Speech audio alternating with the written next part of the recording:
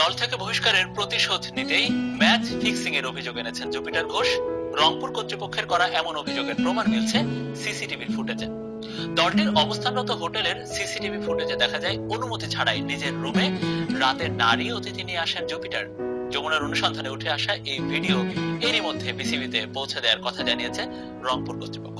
তবে একই অভিযোগে সাব্বির আলামিনের উপর শাস্তি নেমে আসলেও রংপুর রাইডার্সের বহিষ্কৃত ক্রিকেটার জুপিটারের বিরুদ্ধে এখনো কোনো ব্যবস্থা নেয়নি বিসিবি।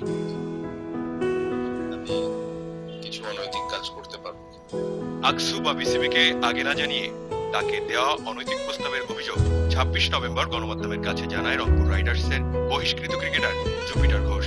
এরপর দলের ম্যানেজার সানোয়ার হোসেন ও জুপিটার ঘোষকে বিপিএল এর সব ধরনের কার্যক্রম থেকে দূরে থাকার নির্দেশ দেয় বিসিবি।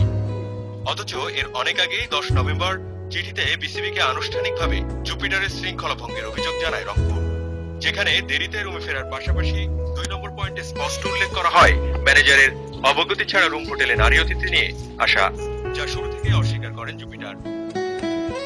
কিন্তু যমুনার অনুসন্ধানে বেরিয়ে আসে 1 নভেম্বর রাতে দলের পার্টি শেষে দেরিতে রুমে ফেরেন এই ক্রিকেটার। ফলে পরদিন অনুশীলনেও যোগ দেন দেরিতে।